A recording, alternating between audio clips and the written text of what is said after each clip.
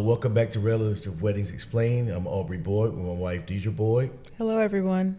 And we're here with the engineer extraordinaire, Mr. Perry, and we're going to explain each chapter to you in detail and give you some backstory. I hope you like and enjoy. Welcome back, everyone. Here we are on Chapter 7, The Big Day, almost. So, one of the first things in this episode that's a lot of fun is this image of the makeup artist. I love the picture that was created for our makeup artist here. So it's really, really fun. And he looks like he's someone who's always going to have a good time. Oh, yeah. You always have the makeup artist and the hairstylist that is going to, how did the girl say it? It's going to beat your face. And that he did. And he had his own opinion of how he should look, but at least he did ask her, the idea of what she wanted. And he made it come to fruition. And he really likes Teresa's dress. He loved the peach dress, but he called her the non-boring bride. Mm-hmm. Yep. Now, I guess he didn't come, though, for the food. I'm not sure what he would have said about Popeyes. But the DJ has a lot of opinions about Popeyes that we're going to get to here in a minute. But as soon as she's getting her makeup on, we see at the wedding where the DJ and the stepfather meet and are having a long conversation. And it's a lot of fun because the DJ keeps trying to sell his different mixtapes that all have booty in the title somewhere. There's Booty Fest 8 and Barbecue Booty 4, and that you can play what does he say? You can play cards all night with this mix. Mm-hmm. And the dad's like, do you have anything that doesn't have the word booty in it? No, he doesn't. Another comic relief guy, DJ Joe Crazy, inspirational guy, DJ Joe Pro, I know in Virginia. I used to follow him. He always had something with booty in it in his mixtapes. I don't know if he ever made it big or not, but hey, that was just a play on that. And also you seeing the younger generation versus the oldest generation. Mm-hmm. I want to have a clash of there, and plus the DJ was shocked that he was the stepdad. He was like, "Whoa, you're black, they're white." Right. And that explains how Teresa got an attitude. And the dad like, "What do you mean by that?" You know what I mean? Like, no disrespect, but look like it's gonna rain. Well, and this is where we first really get to meet the dad. And so talk a little bit more. You talked a little about him before, but if you talk a little bit more about the stepfather character and, how he has helped to shape who these girls are and how he supports them. Yeah, I just want to show, the stepfather compassion, how he raised these girls, especially after the mother died when they were teenagers. He stayed there in their life and he loves them. Yeah. So, and he knows his daughters, he knows their personalities, and he just try to be there for them the best he can, especially when the DJ explains, try to ask him why she got chicken for the catering Popeyes, and the dad takes up for her. Yeah. He's like, no, that's my baby, whatever she wants she gets. And he reminds him, they don't have spicy chicken. The running joke throughout the whole book, right? Yeah, and it happens to me all the time. Don't go to Popeyes.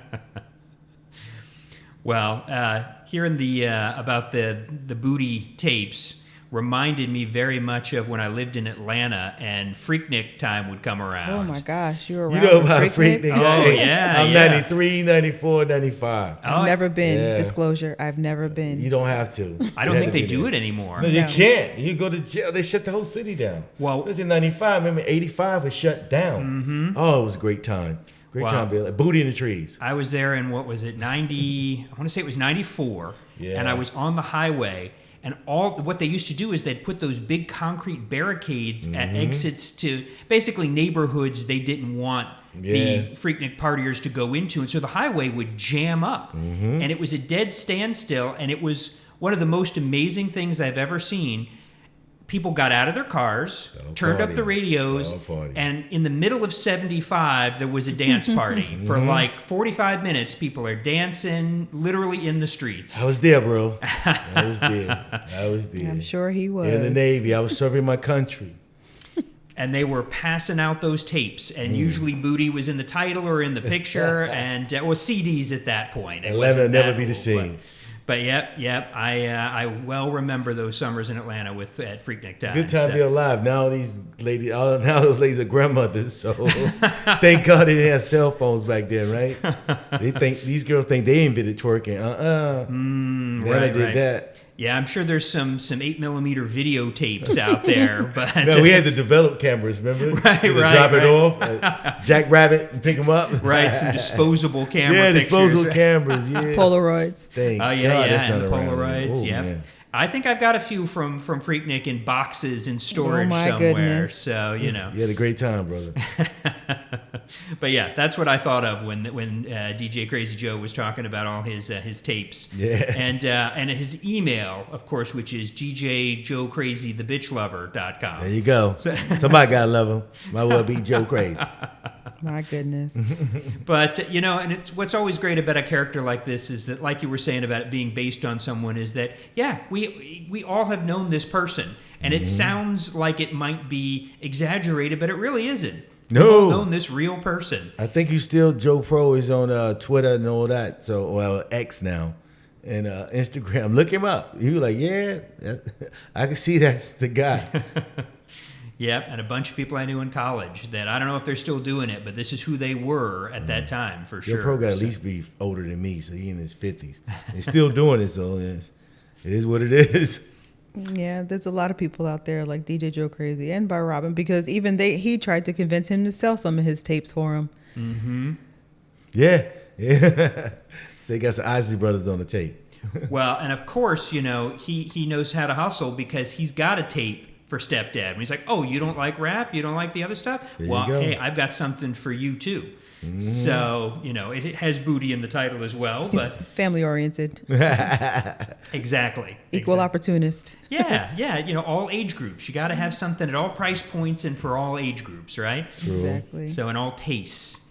So, but I don't know. We'll have to, I don't know if that's going to come back around if in book 2 we're going to hear that the stepdad is listening to this CD in his car or something. But, it might make a reappearance at some point. I'll be looking for it. So, so everyone is here. We've got all the pieces together. And then, this is why they warn you not to have outdoor weddings, is that, of course, the rains come. So now, do we ever mention where they live, or could this be anywhere? No, I try to keep it general. Yeah. So, if we do it on a TV show, whatever, I can put it wherever I want. Right. I didn't want to do a certain region, and I really don't look like that there. Right.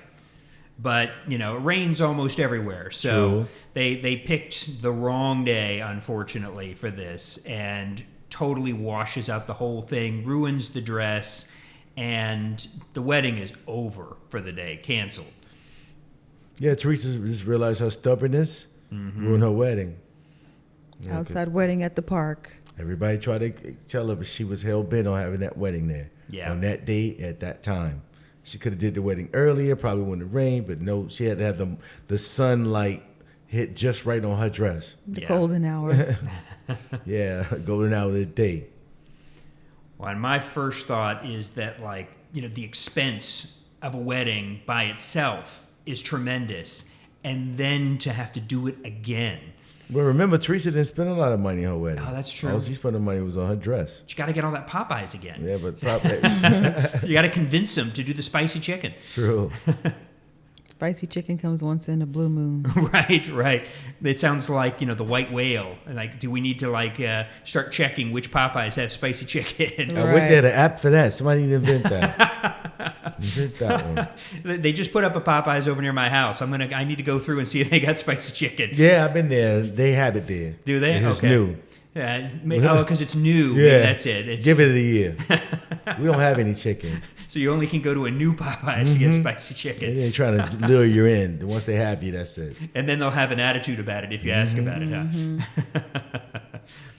Well, this actually reminded me that, my wedding was outdoors as well. And here in South Florida. But it was in November, which was, out the rainy season. Right. It was right at the end of hurricane season. So, which it was, we lucked out. It was actually warmer than usual. That was the only downside. But yeah, it didn't rain. But it could have. You just never know in South Florida. There could have been a hurricane. Yeah, we're still in the 90s in November, so. Yep. Gotta love Miami.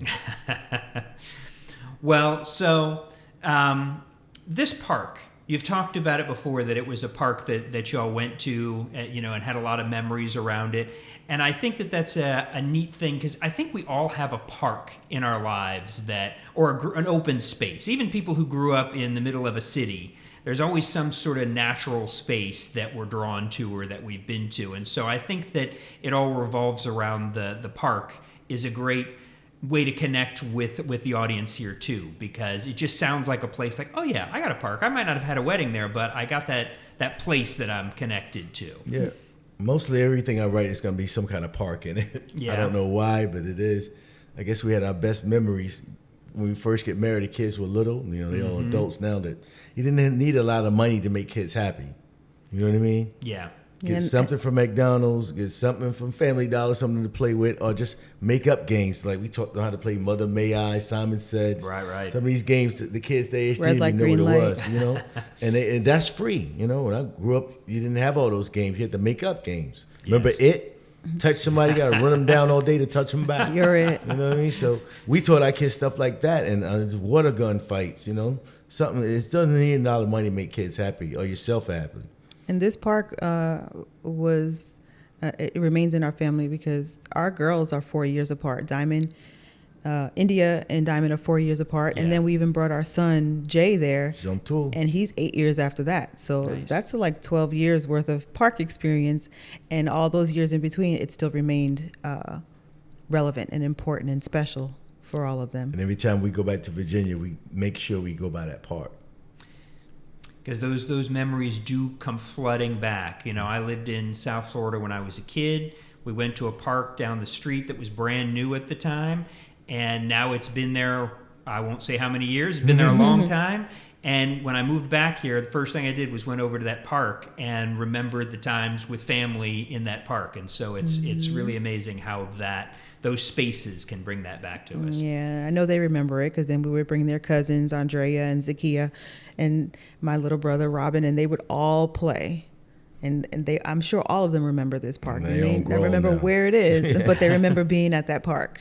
Yes. Time wait for no one. Well, and even a story like this, even though it does not turn out well for her, at least this go round, that's going to make for a great story later on too, I'm sure. Yes. Yeah. I'm sure they're not the only ones who wanted to have a wedding in that park either. And for Teresa, just to have it at that park, Yes. that venue, and that was her childhood dream again, even if it didn't go as she wanted it to go. Yeah, well, the story still isn't over. We have time to get there, so hopefully there's a do-over here. So Right. All right. Well, thank you all very much for joining us this week, and we'll see everyone again next week. Thank you for having us. Thank you, everyone, for joining us again for Relative Weddings Explained. If you could please assist us by hitting the like, subscribe, and notifications button. You can also comment and share our content. These small things really help our channel and mean a lot to us. This is going to be it for now. Until next time, remember, you are cherished by us.